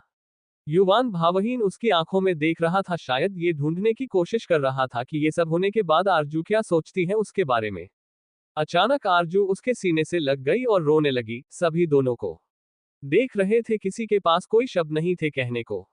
आरजू ने उसकी शर्ट को कसकर मुट्ठी में पकड़ लिया और रोते हुए कहा, आप मुझे इतना प्यार करते हैं, मैंने तो आपके लिए कुछ भी नहीं किया। बदले में आपने मुझे एक नई जिंदगी दी, अंधेरे से निकालकर उजाले में लाए। एक माँ, पिता और प्रेमी का प्यार दिया, जो मैं बचपन से तरसती रही। मैं कैसे ये सब, मुझे समझ नहीं आ रहा कि मैं क्या करूं।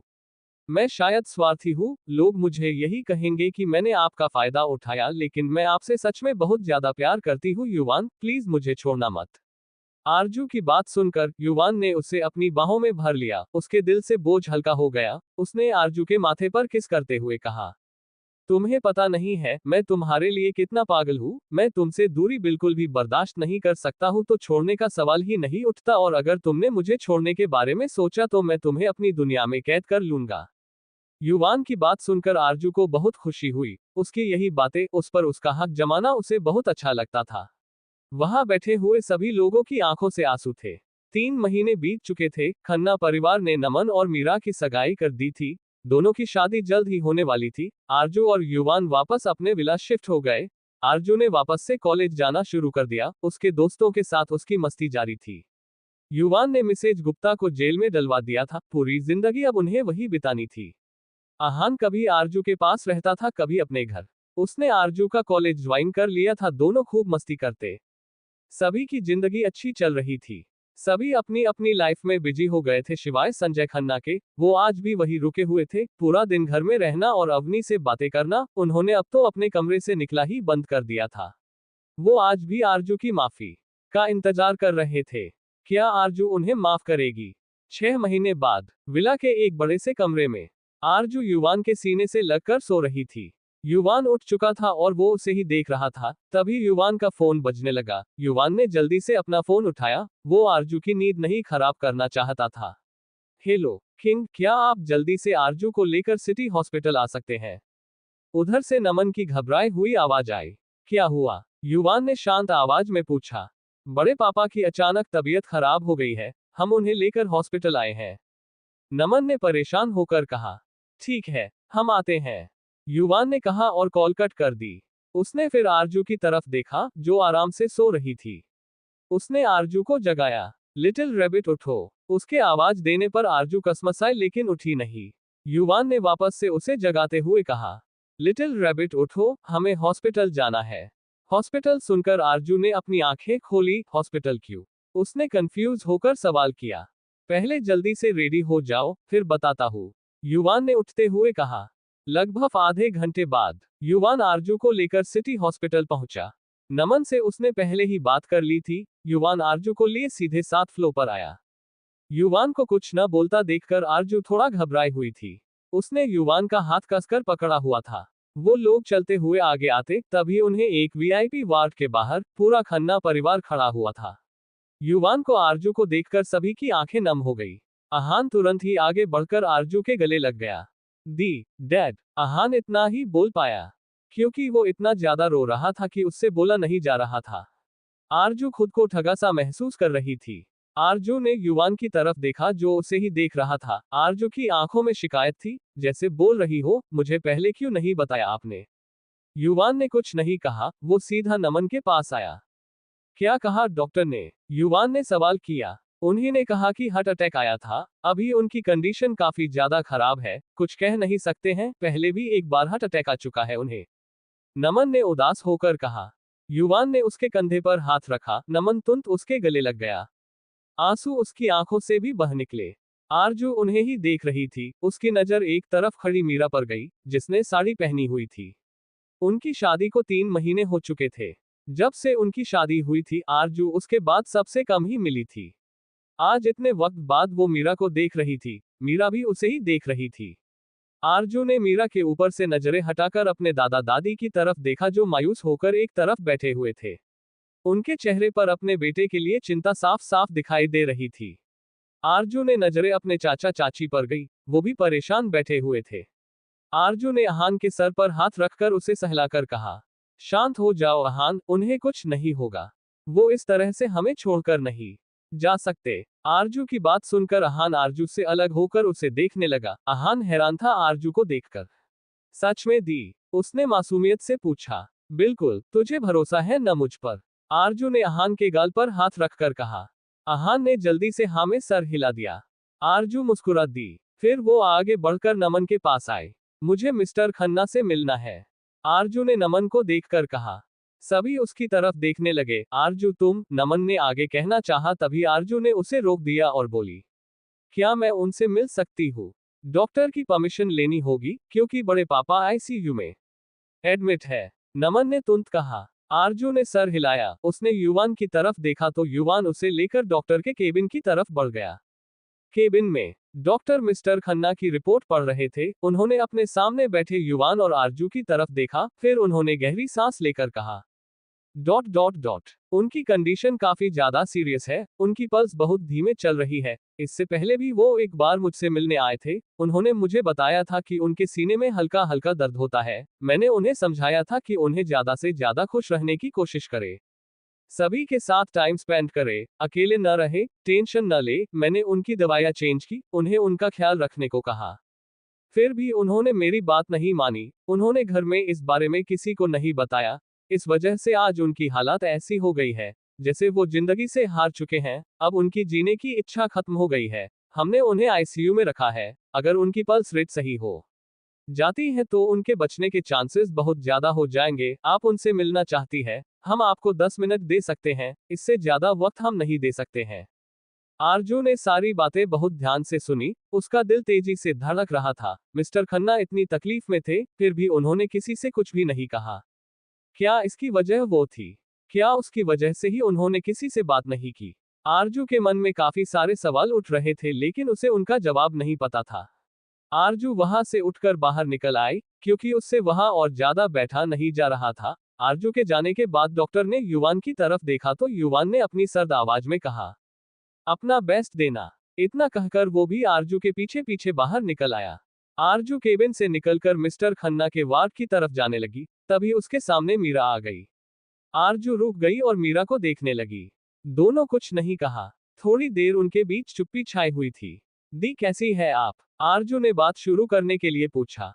क्या तुम बड़े पापा से मिलने जा रही हो? मीरा ने उसके सवाल को इग्नोर कर अपना सवाल पूछा।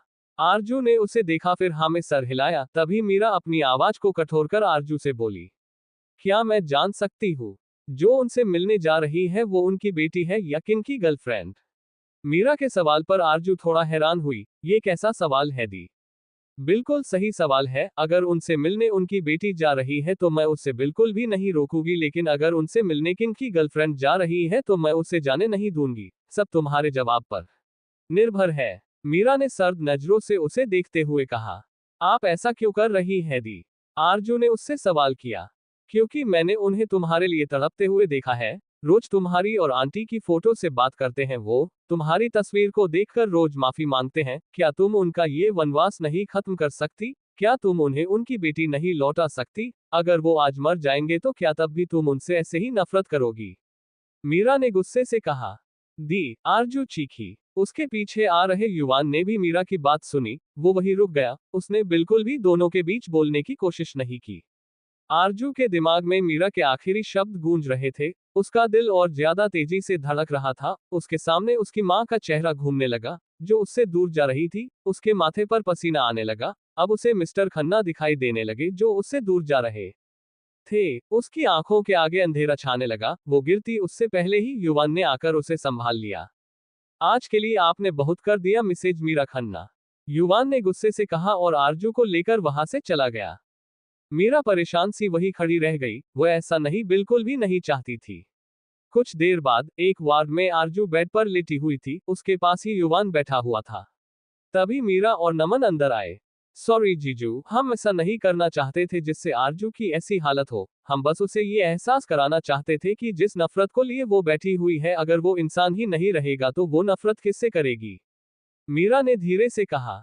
लेकिन आपने अपनी हद पार कर दी मिसेज खन्ना। मैं अपनी लिटिल रैबिट को हट करने का हक किसी को नहीं दूंगा। अभी आप यहां से जाए, वरना मैं क्या कर दूंगा मुझे खुद भी नहीं पता, युवान ने सर्द आवाज में कहा। उसकी नजरें अभी भी आरजू पर ही थी। आरजू को फिर से उसी कंडीशन में देखकर उसे अंदर ही अंदर बहुत तकलीफ हो रही थी। नमन ने मीरा का हाथ पकड़ा और उसे बाहर लेकर चला गया। जब सबको आरजू के बारे में पता चला तो सभी और ज्यादा परेशान हो गए। आहान आरजू के पास जाना चाहता था, लेकिन युवान ने किसी को भी वहां आने से सख्त मना किया था। आहान अपनी आंखों में आंसू लिए चुपचाप आरजू के वार्ड के बाहर एक कोने में खड़ा था। नमन से उसकी हालत देखी नहीं गई। उसने जाकर आहान को कसकर गले लगा लिया।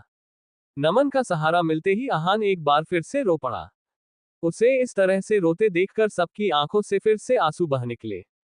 देखते ही देखते पूरा दिन बीत चुका था, लेकिन आरजू को होश नहीं आया। एक अंधेरे कोने में आरजू अपने घुटनों को मोड़कर उस पर सर झुकाकर घबराई हुई सी बैठी थी। तभी उसे एक आवाज सुनाई दी। आरजू। आवाज सुनकर आरजू ने सर उठाकर आवाज की दिशा में देखा। सामने एक औरत की परछाई थी, लेकिन आरजू अंधेरे की वजह से उसे देख नहीं पा रही थी। तभी वो परछाई उजाले में आई। उसे देखकर आरजू की घबराहट पल भर में गायब हो गई। वो खड़ी हुई और भागकर उस परछाई के करीब गई। अपनी आंसू भरी आंखों से उन्हें देखकर आरजू ने कहा, मम्मा। अवनी ने मुस्कुराते हुए आरजू को गले लगा लिया। कैसी है मेरी बेटी? अवनी ने प्यार से आरजू के बालों में हाथ फेरते हुए कहा। बिल्कुल भी अच्छी नहीं हूँ, मुझे आपकी जरूरत है मम्मा, प्लीज वापस आ जाओ, बहुत ज्यादा याद आती है आपकी। आरजू ने सिसकी भर कर कहा। अवनी आरजू को अपनी बाहों में लिए ही नीचे बैठ गई। आरजू ने उसकी गोद में सर रख दिया। अवनी ने आरजू के माथे को चूमा और प्यार से सहलाते हुए बोली, मैं तो तुम्हारे पास ही थी। तुमने मुझे कभी खुद से दूर जाने ही नहीं दिया। तुम्हारे दिल में हमेशा से थी। लेकिन आप मुझे मेरे पास और मेरे सामने चाहिए। आरजू ने छोटे बच्चों की तरह शिकायत करते हुए कहा। अवनी हल्के से हंसी, मेरी नादान गुड़िया, अब भी जिद्दी है। देखो तो तुम्हें कितने लोग प्यार करते हैं। तुम्हारे पास आज सब कुछ है, एक परिवार, प्यार करने वाला और तुम्हारी केयर करने वाला जीवन साथी, तुम्हारे हर दुख में तुम्हारा साथ देने वाले दोस्त। लेकिन मुझे सिर्फ आप चाहिए। आरजू ने फिर से जिद करते हुए कहा। क्या तुम मेरे बदले इन सबको खोना चाहती हो? अवनी ने गहरी आवाज में कहा। आरजू कुछ पल के लिए शांत हो गई। उसे समझ नहीं आया कि वो क्या जवाब दे। आरजू को चुप देखकर अवनी ने आगे कहा, जो जा चुके हैं उन्हें वापस नहीं लाया जा सकता आरजू, अगर ऐसा हो सकता तो हर कोई मरने के बाद वापस आ सकता। तुमने मुझे अपनी यादों में इस कदर बांध रखा है कि तुम्हें मेरे अलावा कुछ नहीं दिखाई दे रहा है। मैं चाह कर भी मुक्त नहीं हो पा रही हूँ। आरजू ने कुछ नहीं कहा, वो शांत थी। अवनी ने आगे कहा, अब तो तुम्हारे पास तुम्हारे पापा भी है, जो मेरी कमी को पूरा करेंगे। नाम भी मत लो उनका, उनकी वजह से आज आप मेरे साथ नहीं हो। मुझे नफरत है उनसे। अगर उन्होंने वक्त रहते सब कुछ ठीक कर दिया होता तो आपको वो तकलीफें नहीं सहनी पड़ती, मुझे एक अनाथ की तरह रहना पड़ता। अगर आज मुझे मेरा परिवार मिला है तो सिर्फ युवान की वजह से। आरजू ने तुरंत गुस्से से कहा। अवनी देख पा रही थी आरजू के मन में संजय के लिए कितनी नफरत है। अवनी ने आरजू से पूछा, तुम युवान से प्यार करती हो? युवान का नाम सुनकर पल भर में ही आरजू के चेहरे पर गुस्सा गायब हो गया और एक शर्मीली मुस्कान उसके चेहरे पर खिल उठी। हाँ मम्मा, आपको पता है युवान बहुत अच्छे हैं, उनके जैसा कोई भी नहीं। उन्होंने मुझे इतना प्यार दिया कि मैं अपने पुराने बुरे दिन भूल ही गई। वो वर्ल्ड के बेस्ट बॉयफ्रेंड है और हस्बैंड है। आरजू ने मुस्कुरा कर कहा। युवान के बारे में सुनकर अवनी बहुत खुश हुई। वो समझ गई थी आरजू युवान से बहुत प्यार करती है। आरजू मेरा आहान कैसा है? उसे तो मैं कभी दोबारा देख ही नहीं पाई। अवनी ने निराश होते हुए कहा। आहान बहुत प्यारा है मम्मा, पता है आपको, मुझे देखते ही उसने मुझे पहचान लिया था कि मैं उसकी बहन हूँ। वो इतना मासूम है कि सबको उस पर बस प्यार ही आता है। मैं भी उससे बहुत प्यार करती हूँ। वो आपको बहुत ज्यादा याद करता है, क्योंकि उसे तो आपका प्यार मिला ही नहीं। प्लीज मम्मा, उस मासूम के लिए वापस आ जाओ। आरजू ने भरी आंखों से कहा। अवनी की आंखें भी भर आई, लेकिन उसने खुद को मजबूत किया, क्योंकि उसके पास ज्यादा वक्त नहीं था। उसे जल्द से जल्द अपनी बात आरजू को समझानी होगी।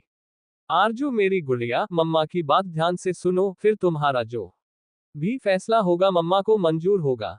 अवनी ने प्यार से उसके गाल सहला कर कहा। हम मम, आरजू ने इतना कहा।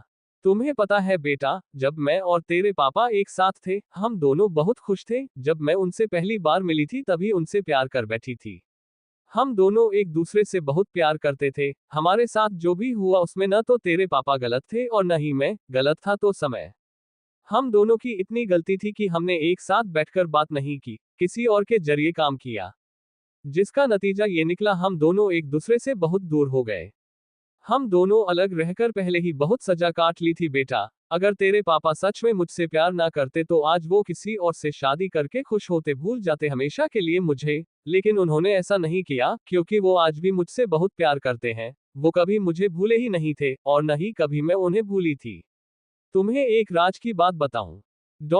अवनी ने आरजू की तरफ देखकर कहा। आरजू ने सर हिलाया। मैं कभी उनसे नाराज ही नहीं थी, क्योंकि जितनी गलती उनकी थी उतनी ही मेरी थी।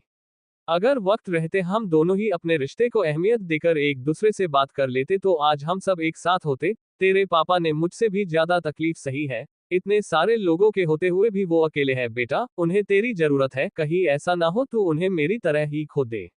अवनी अपनी बात कहकर खामोश हो गई।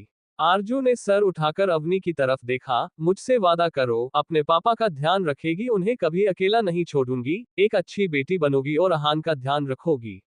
अवनी ने आंसू भरी आंखों से उसे देखते हुए कहा। आरजू ने अवनी का हाथ पकड़कर कहा, मैं वादा करती हूँ मम्मा। ये हुई ना मेरी गुड़िया वाली बात, अब मुझे जाना होगा बेटा, लेकिन मैं हमेशा तुम्हारे पास रहूंगी। अवनी ने मुस्कुरा कर कहा। मम्मा, नहीं मम्मा, प्लीज मत जाओ मम्मा। अवनी को जाते देखकर आरजू चिल्लाई। अचानक आरजू उठकर बेड पर बैठ गई और लंबी लंबी सांसें लेने लगी। उसकी तेज आवाज सुनकर उसके पास में बैठा युवान जल्दी से आरजू के करीब आया और उसे अपने सीने से लगाते हुए कहा, कुछ नहीं हुआ, सब ठीक है, रिलैक्स हो जाओ। युवान, मम्मा एक बार फिर मुझे छोड़कर चली गई, आरजू ने रोते हुए कहा। आरजू ने युवान की शर्ट को कसकर अपनी मुट्ठी में पकड़ रखा था। युवान को लगा आरजू फिर से कोई सपना देखा होगा, इसलिए उसने कुछ नहीं कहा, बस धीरे धीरे प्यार से उसका सर सहलाता रहा। कुछ ही देर में आरजू वापस से सो गई। युवान उसे वैसे ही बाहों में लिए बेड पर लेट गया। आरजू ने कसकर उसे पकड़ा हुआ था, जैसे अगर उसने उसे छोड़ा तो वो कहीं दूर चला जाएगा। अगली सुबह आरजू की नींद खुली। उसने आंखें मलते हुए अपनी अधखुली आंखें खोली तो सामने युवान का चेहरा दिखा। युवान की आंखें बंद थी, वो सो रहा था। युवान को देखकर आरजू मुस्कुराए और वापस से उसके सीने से लग गई। थोड़ी देर बाद आरजू बेड पर बैठी हुई थी और अहान उसे डांटते सूप पिला रहा था। अपना ध्यान रखा करो दी, हर बार अपनी तबीयत खराब कर लेती हो। अहान ने गुस्से से मुंह फुलाकर कहा। ओह मेरा क्यूटी, कितना प्यारा है, तुम्हारा तो गुस्सा भी प्यारा लगता है मुझे। आरजू ने हंसते हुए उसके गाल खींचकर कहा। गाल खींचे जाने पर अहान ने मुंह बन लिया, लेकिन आरजू उसे मुस्कुरा कर देख रही थी। तभी दरवाजे से मीरा अंदर आई। उसे देखकर आरजू की मुस्कान और बड़ी हो गई। मीरा ने आरजू के पास आकर कहा, मुझे माफ करना आरजू, मैं तुम्हें बिल्कुल भी हट नहीं करना चाहती थी। आरजू ने मीरा का हाथ पकड़ा और कहा, दी प्लीज आप सॉरी मत बोलो, आपने तो मुझे सही रास्ता दिखाया है, मुझे मेरी गलती का एहसास कराया है। इसका मतलब तुम, मीरा ने खुशी से कहा। हाँ दी, मैंने मिस्टर खन्ना को माफ कर दिया है, आरजू ने हल्की मुस्कान के साथ कहा। सच में दी, अहान ने खुशी से चहकते हुए पूछा। आरजू ने सर हिला दिया। वही दरवाजे के पास खड़े युवान और नमन ने भी सारी बात सुन ली थी।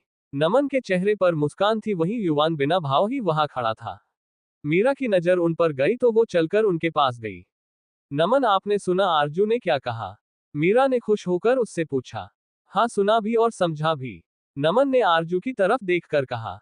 कुछ देर बाद सभी वहां से जा चुके थे। युवान आरजू के पास बेड पर बैठा हुआ था। तुम रेडी हो मिस्टर खन्ना से मिलने के लिए? युवान ने आरजू से पूछा। हाँ पूरी तरह से, अब वो कैसे है? आरजू ने फिक्र करते हुए पूछा। ठीक है, लेकिन अभी भी उन्हें ऑब्जर्वेशन में रखा गया है, युवान ने आरजू को बताया। आरजू ने कहा। चले फिर, युवान ने खड़े होते हुए कहा। आरजू ने सर हिलाया। युवान आरजू को लेकर मिस्टर खन्ना के वार्ड के सामने आया। युवान ने दरवाजा खोला। उसने आरजू को अंदर जाने का इशारा किया। आप नहीं आओगे? आरजू ने उसकी तरफ देखकर सवाल किया। नहीं, मैं चाहता हूं आज तुम अपनी सारी शिकायतें दूर कर लो, युवान ने प्यार से आरजू के माथे को चूम कर कहा। आरजू अंदर चली गई। युवान ने दरवाजा बंद किया और वही इंतजार करने लगा। अंदर आकर आरजू ने देखा, मिस्टर खन्ना बेड पर लेटे हुए थे। उनके एक हाथ में ड्रिप लगी हुई थी, उनके चेहरे पर ऑक्सीजन मास्क लगा हुआ था, आंखें बंद थी उनकी। आरजू चलकर उनके करीब आई, वहां रखी चेयर पर बैठ गई और धोरे से उनका एक हाथ अपने दोनों हाथ में लिया, फिर उसे चूम लिया। उसकी आंखों से आंसू बहने लगे। मैं आपसे बहुत नाराज हूँ, मेरी बहुत सारी शिकायतें हैं आपसे, लेकिन आपने उन्हें एक बार भी दूर करने की कोशिश नहीं की। मुझे हमेशा से लगता था कि सिर्फ और सिर्फ मम्मा ने आपकी वजह से सहा सब कुछ, लेकिन मैंने ये नहीं सोचा कि आपने भी उतना ही सहा। बस आप किसी को अपना दर्द नहीं दिखा पाए, अंदर ही अंदर घुटते रहे। ऐसा क्यों किया पापा? आरजू ने रोते हुए कहा। मैं बस तुम्हें खुश देखना चाहता था। अचानक से मिस्टर खन्ना की आवाज आई। उनकी आवाज सुनकर आरजू ने सर उठाकर उनकी तरफ देखा। वो उसे मुस्कुराते हुए देख रहे थे। आप अब कैसे हैं? कैसा लग रहा आपको? कहीं दर्द तो नहीं हो रहा? उन्हें होश में देखकर आरजू ने हड़बड़ाकर सवाल किया। संजय मुस्कुरा दिए और बोले, मैं बिल्कुल ठीक हूँ। आरजू ने उन्हें ध्यान से देखा। उन्होंने अपना ऑक्सीजन मास्क हटा दिया था, वो काफी कमजोर हो चुके थे। आरजू को अब काफी बुरा लग रहा था उनके लिए। आरजू को कुछ न बोलता देखकर संजय ने उससे सवाल किया। क्या तुमने मुझे माफ कर दिया? वो आगे कुछ बोलते उससे पहले ही आरजू ने कहा, मैंने आपको माफ कर दिया है, मुझे अब आपसे कोई शिकायत नहीं है सिवाय एक के। सच में? और वो एक क्या शिकायत है तुम्हारी? संजय ने प्यार से पूछा। मुझे वो पुराने दिन जीने हैं जो मैंने बचपन में मिस किया था, मुझे आपका पूरा प्यार चाहिए। आरजू ने एक छोटे बच्चे की तरह कहा। ठीक है, लेकिन उससे पहले तुम्हें मुझे पापा बोलना होगा, संजय ने मुस्कुरा कर कहा। आरजू चुप हो गई, उसे समझ नहीं आ रहा था कि कैसे कहे। संजय बस उसे ही देख रहे थे, तभी आरजू ने गहरी सांस लेकर कहा, पापा, एक बार फिर से कहो, आज मुझे पापा सुनकर बहुत अच्छा लग रहा। संजय ने भरी आंखों से कहा, पापा पापा पापा। आरजू ने मुस्कुरा कर कहा। उसके बाद दोनों ही मुस्कुरा दिए, दोनों की आंखें नम थी, तभी दोनों को अवनी दिखाई दी जो उन्हें मुस्कुराते हुए देख रही थी। वो लोग भी उसे ही देख रहे थे। अवनी वहां से गायब हो गई। कुछ दिन बीत गए, सब कुछ ठीक हो चुका था, संजय घर आ चुके थे, आरजू उनका पूरा ध्यान रखती, उन्हें एक पल के लिए भी अकेला नहीं छोड़ती और अहान उसे अकेला नहीं छोड़ता। सभी खुश थे, क्योंकि सबकी लाइफ में प्रॉब्लम खत्म हो चुकी थी।